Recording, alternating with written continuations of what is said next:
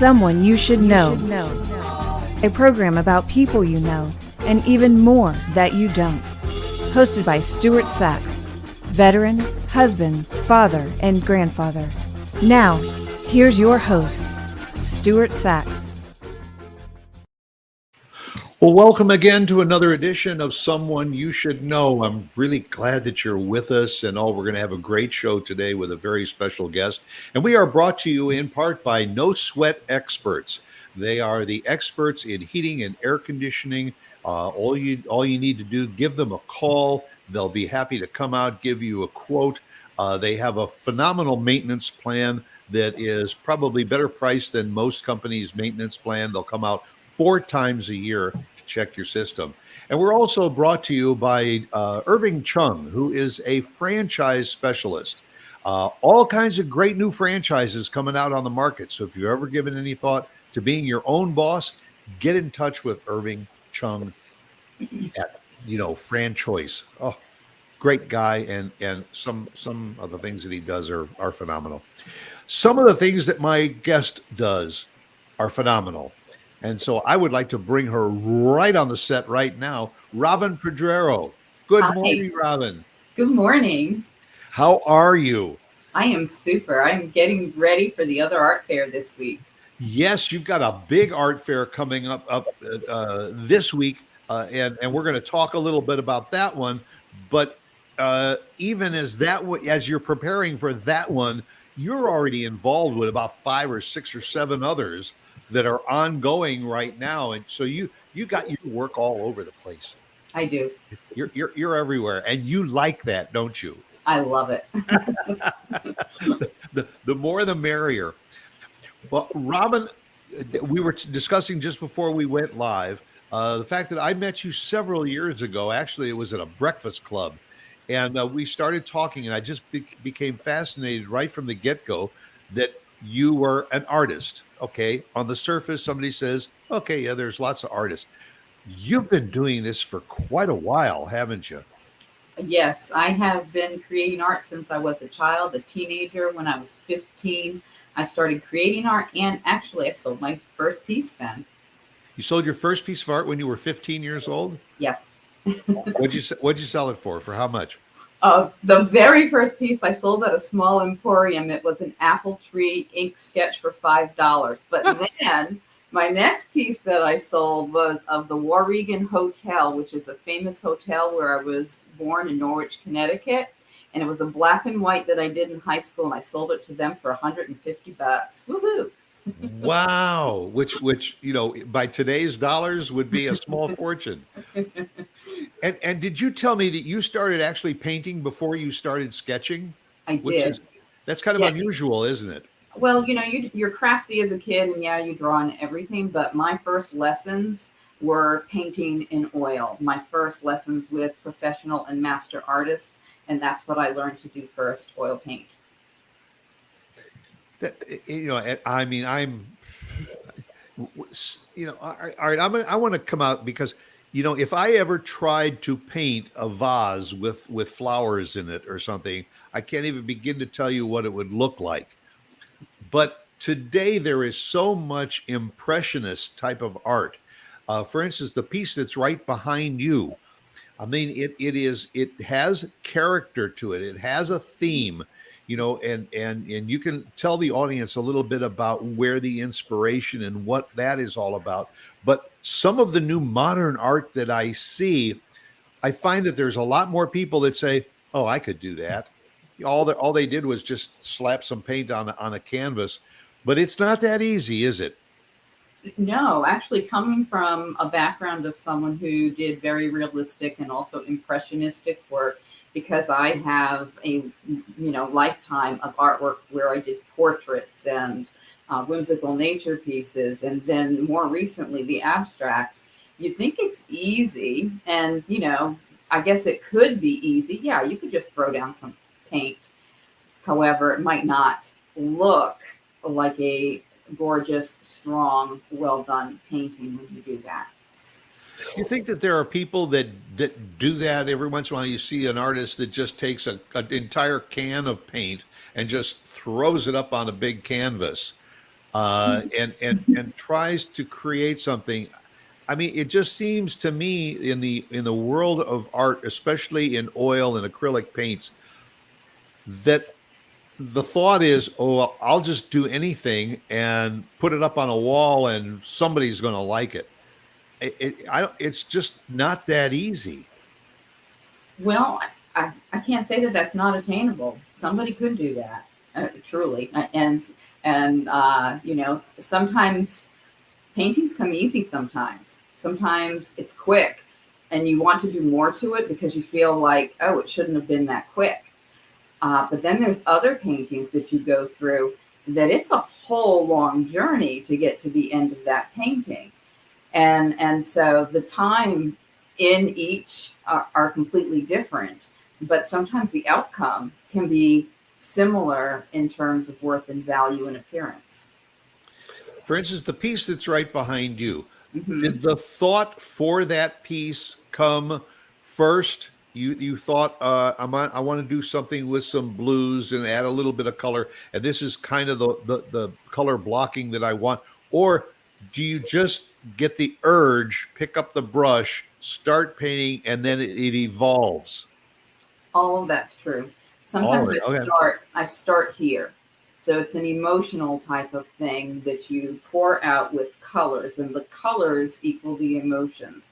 I'm not sure if I can exactly explain that completely, but that's what is happening.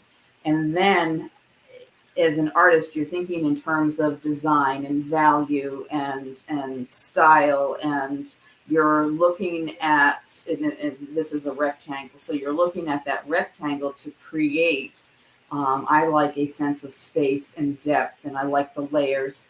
And as I'm working, things start to occur where I see a story or I see something that is something, and then it gets a little ambiguous. Sometimes it's one thing, and then I have a secondary story there. And as I'm working, I'm often listening to music or some audible books, and those things can make their way into the artwork as well. Do you ever get like part way through it and then you say, you know what, I think I might want to change direction a little bit, or I want to add, I didn't originally want to do this color, but I think I'm going to add this color. Yes, completely. I have one right now that I thought would be finished, and I think I've finished it 3 times, and it's still not finished.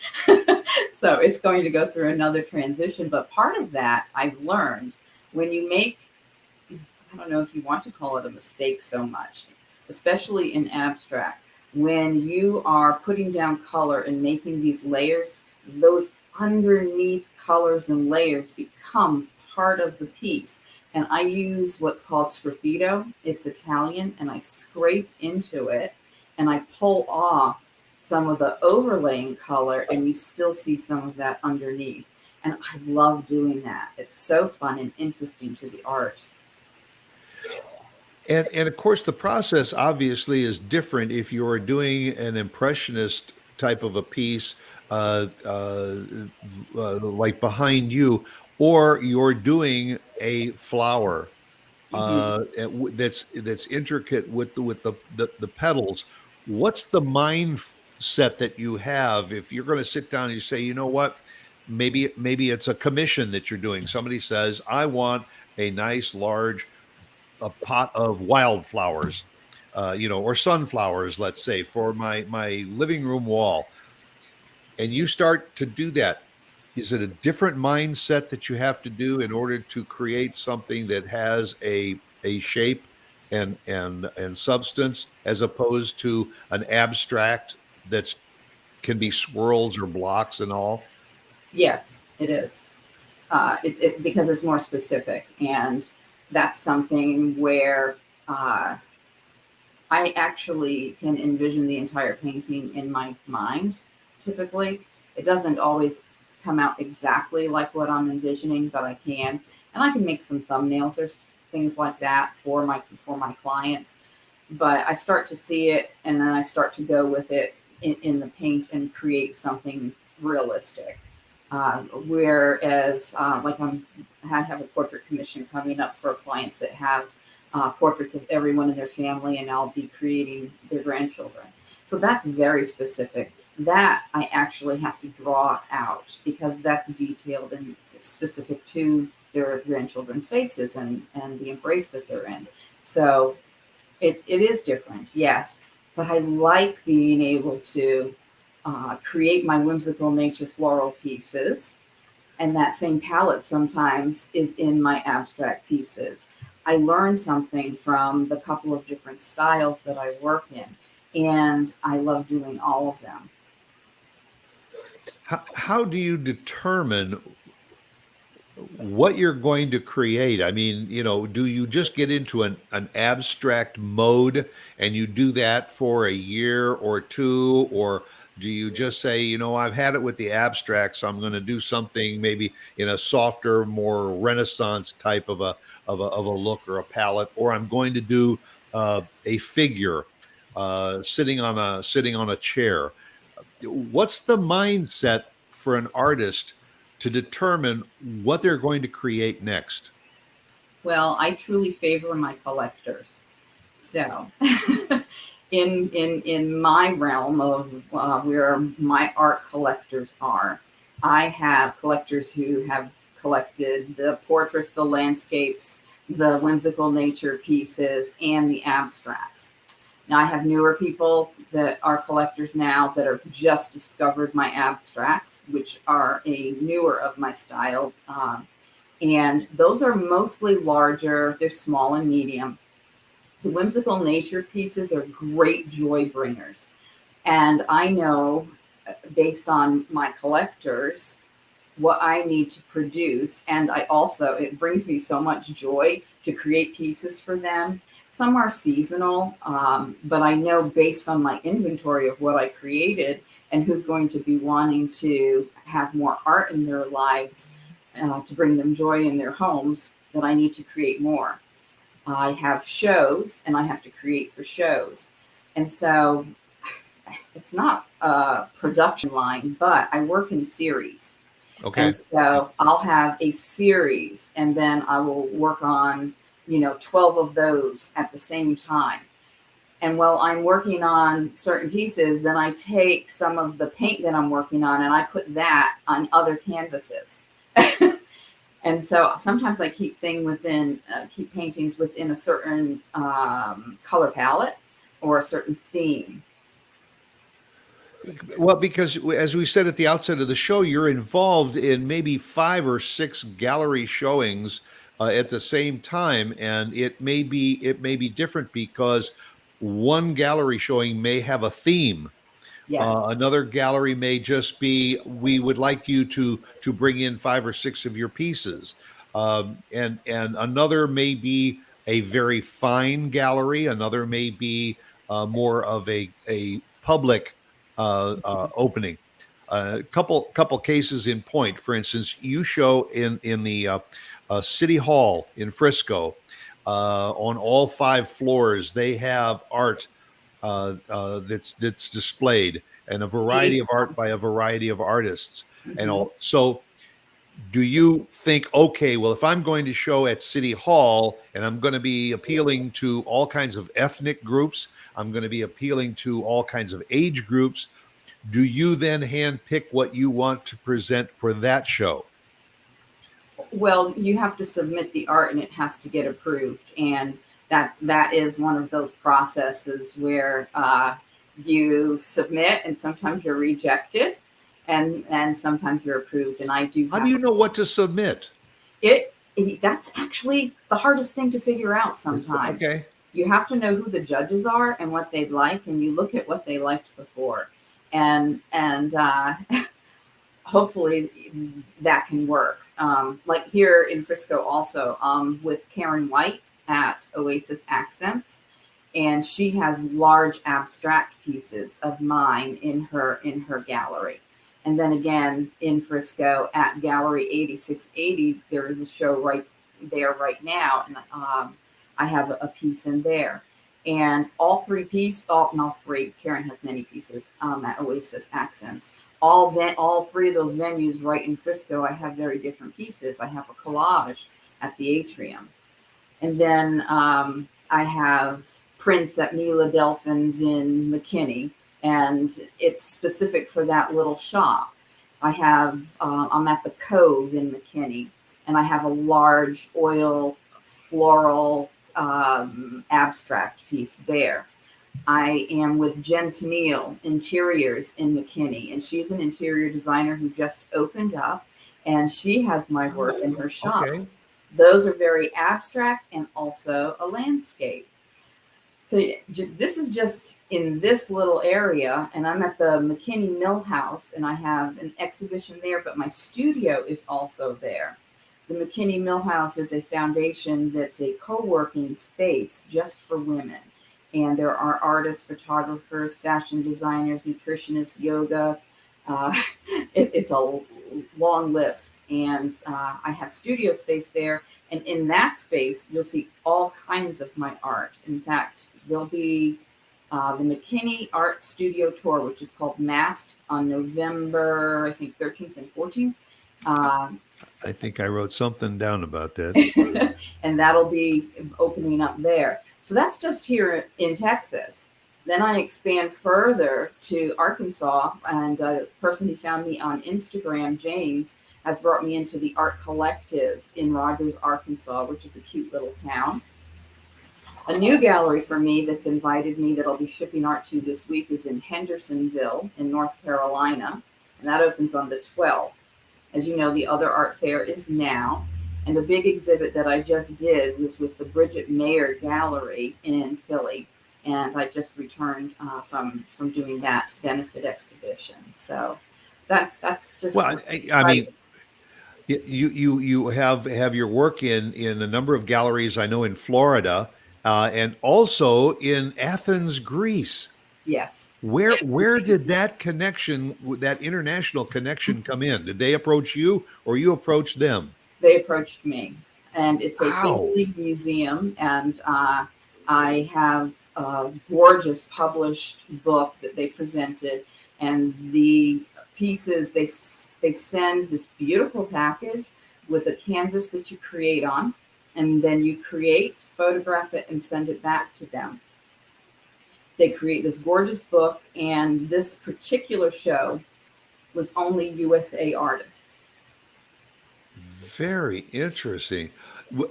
At this point, I want to let our listeners and viewers know that they can visit your website, which is your name, RobinMariaPedrero.com. Just Yes. take out the spaces in between the names. But RobinMariaPedrero.com, you will see some fascinating work. The next question that I have for you is, how do you determine if you're going to do a piece that's, say, 12 inches by 12 inches, or something that's going to be 3 feet by 4 feet or larger? Again, is that consumer driven, or is that you just say, you know what, I'm going to take this big canvas and I want to create this, but then maybe next week I'm going to start doing a series of these 12 by 12 pieces? I just have a real thing for doing those 12 by 12 pieces. I love it because I can spread them all out on my table and work in the same color palette and make something that could be a real cohesive gallery wall for someone or for several people to collect. Sometimes families like to have a whole series, and all the kids get one and the parents have them, and it's fun to do that for me. And I like for me, the quick return of creating a piece and finishing it because it's smaller, whereas the larger ones do take more time and space. So I have, I don't know, I have at least 6 large pieces going at one time that I put up to paint on, and kind of move them around, sometimes having a space in time where you aren't working on it and not looking at it, and then you come back to it. It gives you this refreshed look to really evaluate and analyze your work. And so I use that in part of my process. If I just had that one piece in front of me and only worked on that, I think that it would just become a mess because I need the transition between pieces to come back around to it again. Now, I know obviously if someone has a very, very high ceiling and a large wall and they want a very large piece, and all, you can commission, be commissioned to do a piece of a specific size. You mentioned Karen and her interior decorating company, Oasis Interiors. She has got some of your larger pieces, Yes, and you have to have the space for that. I know, but those pieces also, I in my mind, I look at some of those large pieces and I say, boy, that would look so great at a hotel lobby or in a bank lobby or in a more of a commercial uh, place, unless, as I say, you've got a very, very large wall in order to create it.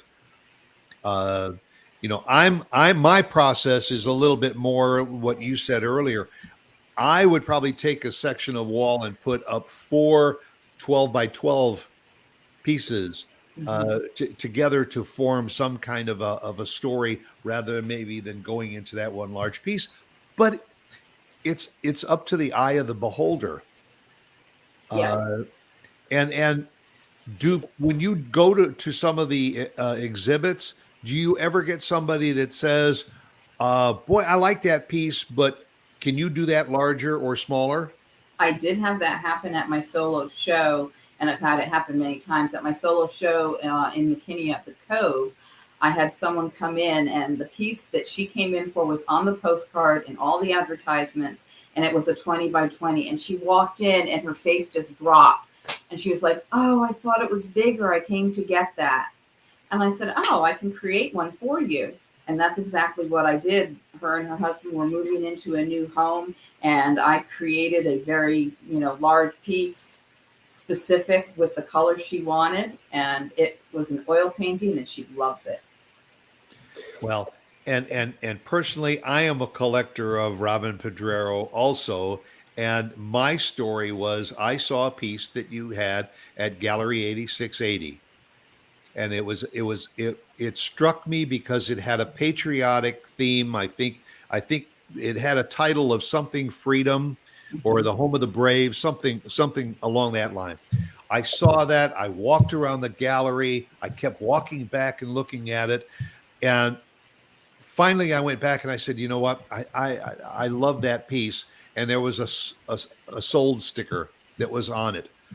I could not get that piece out of my head. And I actually went to your site and I saw it online, took a photo of it, and I called you and I said, Robin, it's eating away at me. Is there any way that you could reproduce that? And you said, yes, but it's not going to be exactly like that.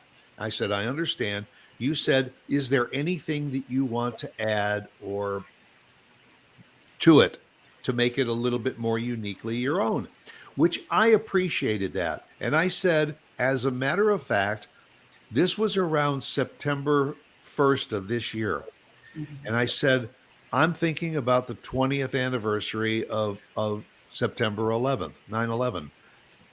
You said, okay, fine. Then that's the direction we're going to go. You did it and all. And you said to me, and this is what I love about you and your interaction with your customers, you said, what do you want to title it? And I thought, well, wait, you're the artist. Aren't you going to give it the title? And you said, work with me. And so I said, never again.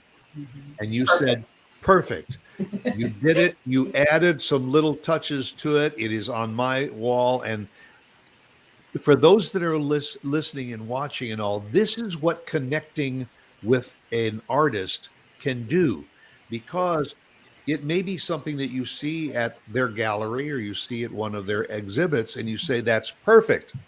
But if it's not exactly perfect, and that artist will work with you, now it becomes perfect because now it is your own.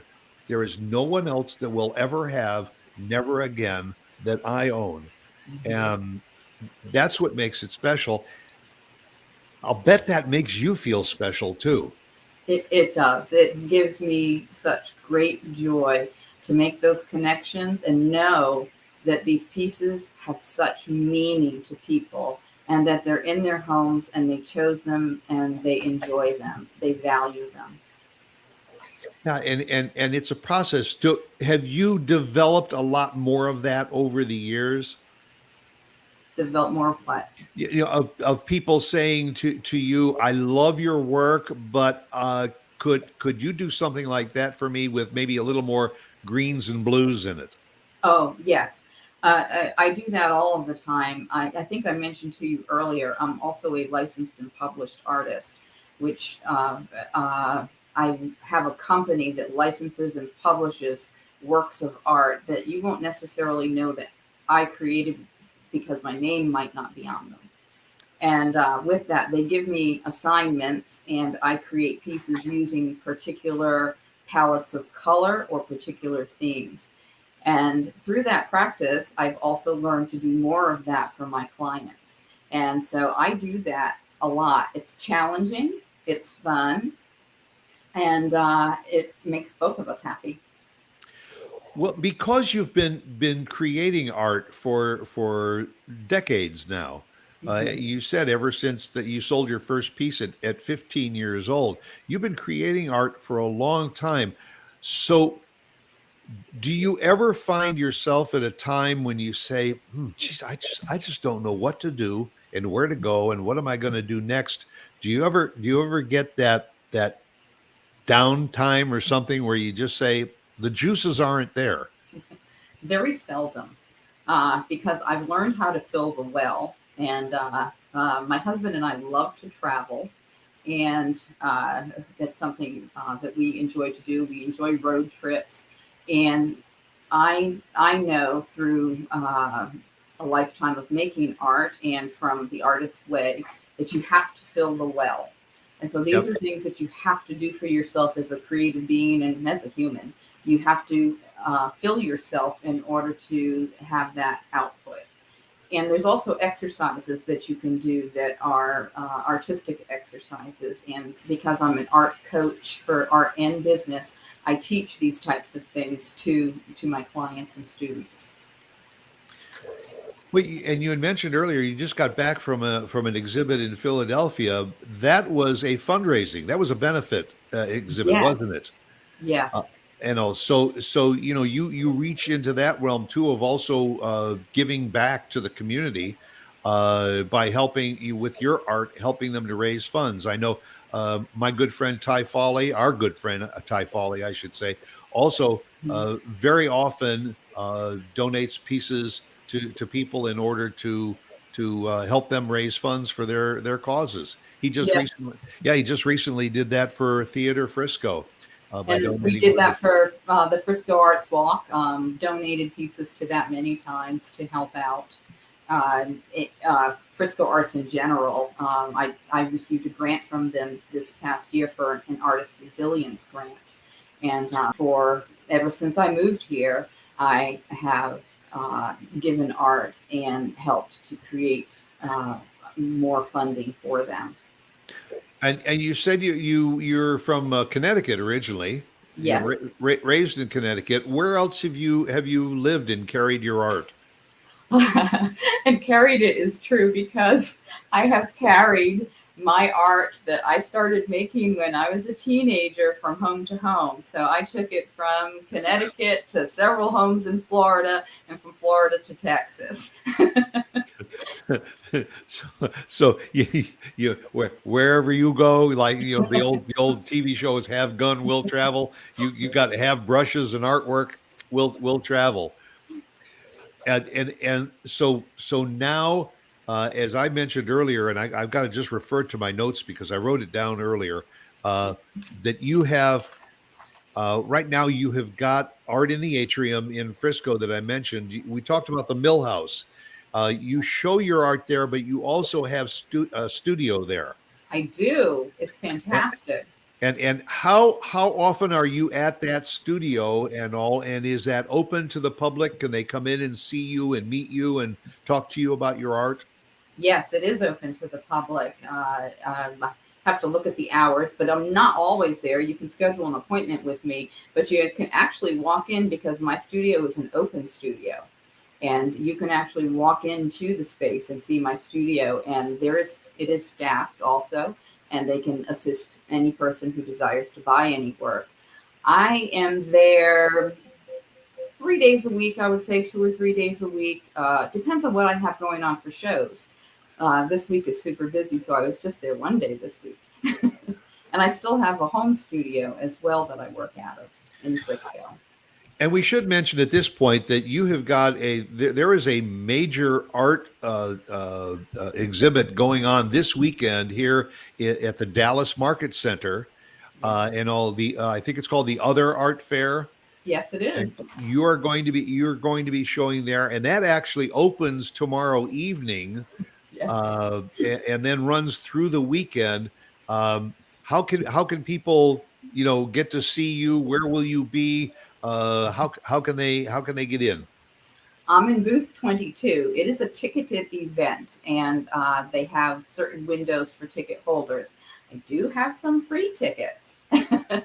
I have some tickets for VIPs for Thursday evening, and I also have 30% off of tickets. I did put some of those codes on my Instagram that you can see. And anybody, if you want to reach out to me, email me or message me on Instagram or Facebook, I can go ahead and send you those codes as well. And we'll get to see you at the Other Art Fair. It's a fun, swanky event with over 130 artists.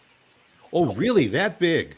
Yes. Wow. Okay. Yeah. Because we're planning on going, because I want to not only see you again, but also to just to peruse and see some of the other local artists. Because I had no idea when we moved here 8 years that Dallas was such a haven for artists, of all types and all qualities, from the amateur artist right up to professional artwork, paint, sculpture, glass work. It's incredible. There is a design district in Dallas where a lot of artists are, but there are so many gallery showings going on, and and how do you determine? Are you invited to come into certain showings that may be juried, as well as just open art exhibits to the public?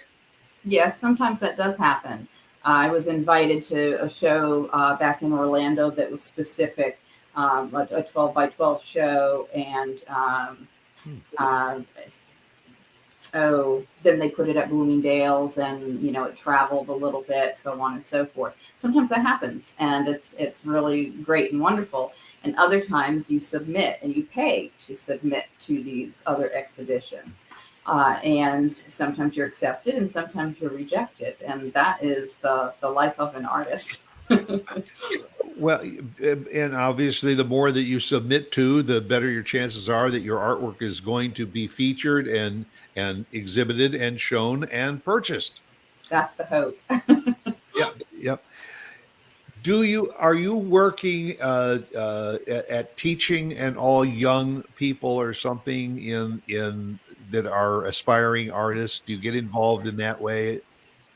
Actually, I was a mentor last year in Frisco for a high school student. And she, because of COVID, was not able to have her exhibition.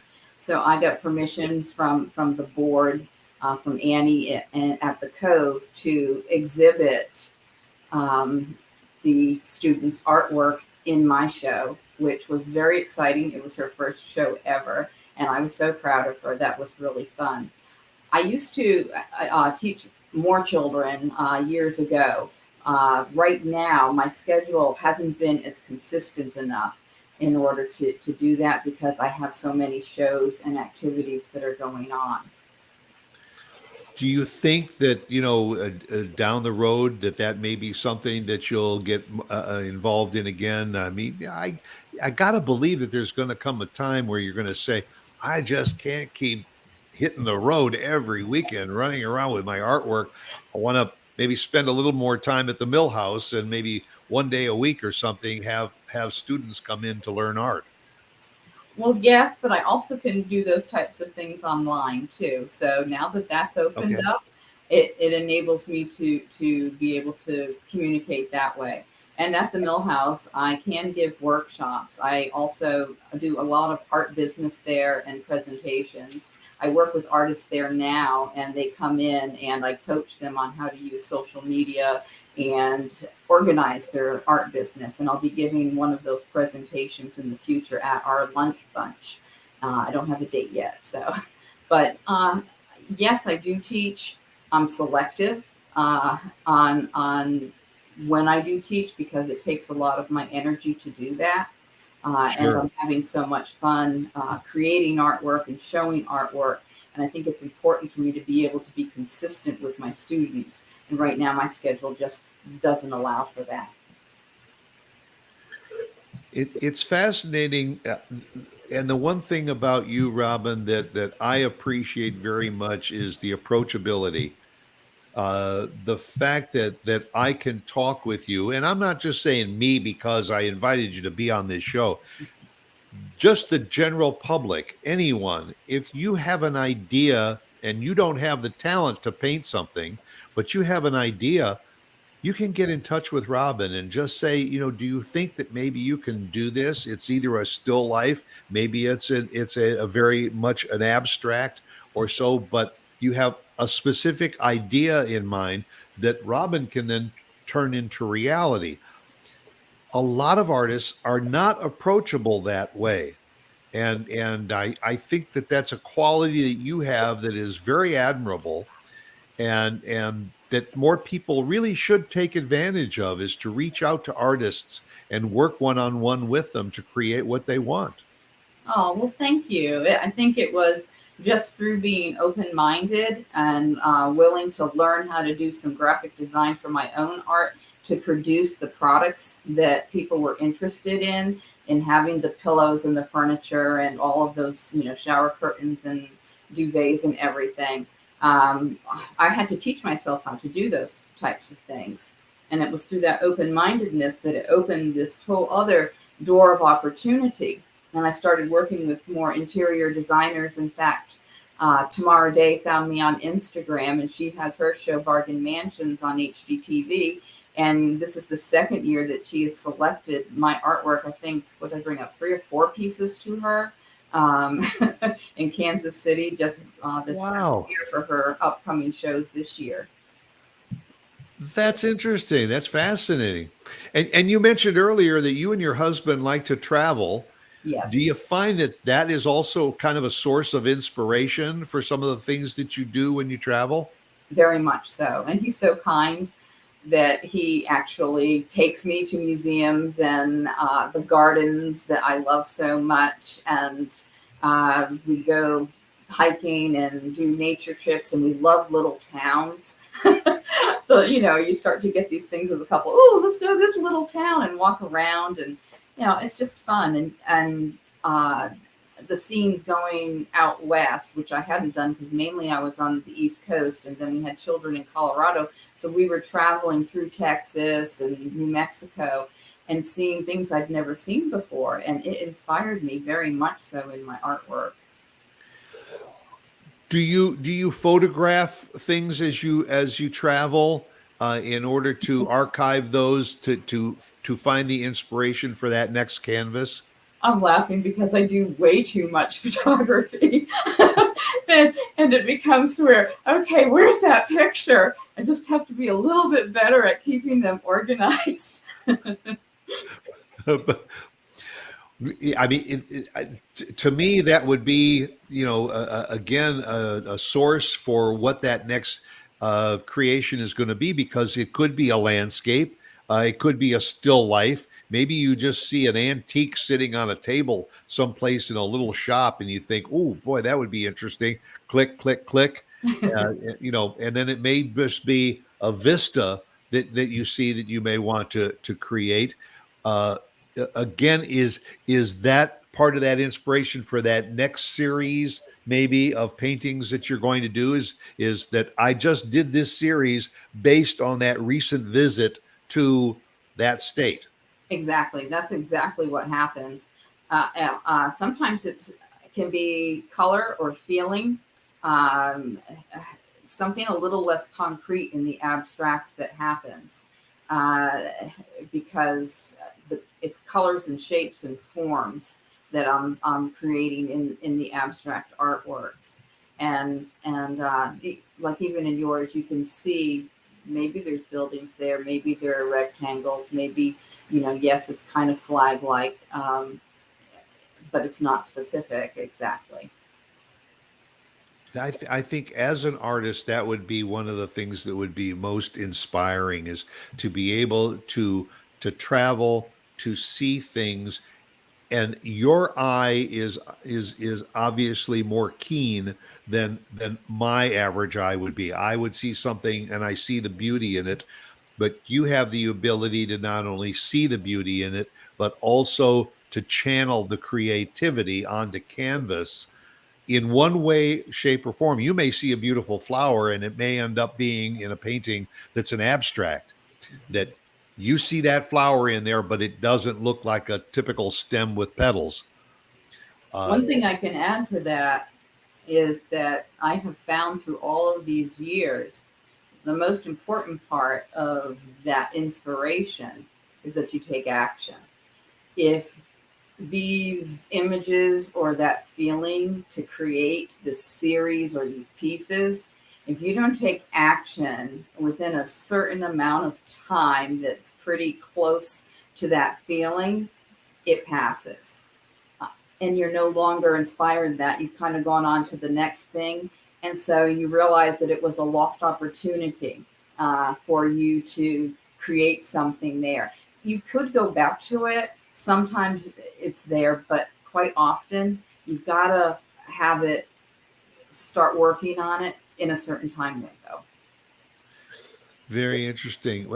Again, folks, robinmariapedrero.com. Look at it because there's also a very unique part of your website and all where you have taken your artwork to another level beyond the canvas. Your work is displayed in on tables, stools, telephone covers, even credenzas. I saw some of the pieces that have been done on pieces of furniture. It's fascinating, and it's another dimension of Robin. And I mean, you've created an industry for yourself. Well, it has been my focus to diversify my income, and as you know, like even with COVID, everyone was kind of juggling to figure out how to work their businesses. For artists, it was sometimes a little bit fortunate that people were in their homes because they needed them functional, but they also needed to create an appealing refuge for themselves. And this is still this way. People need to and are more focused on making sure that they have a attractive level of comfort and joy in their homes. And that's what we as artists are able to provide through the enhancement of our artworks. Well, I urge you to visit the website, take a look at the variety of art that Robin is doing. Feel free to call her to talk to her about what she does and what she may be able to create that could be special for you. Or maybe you have connections in the art world and all that her artwork would be perfect for. She's very, very approachable, and I can't thank you enough for making the time to be a guest on this program. Thank you so much for inviting me, Stuart. I'm so pleased to say that I am a collector of Robin Pedrero. I'm so pleased too. Well, that will do it for another edition of Someone You Should Know. I hope you will be back here again next week to join me. As I always say, be yourself because everyone else is taken. That'll do it for another show. Take care. See you later.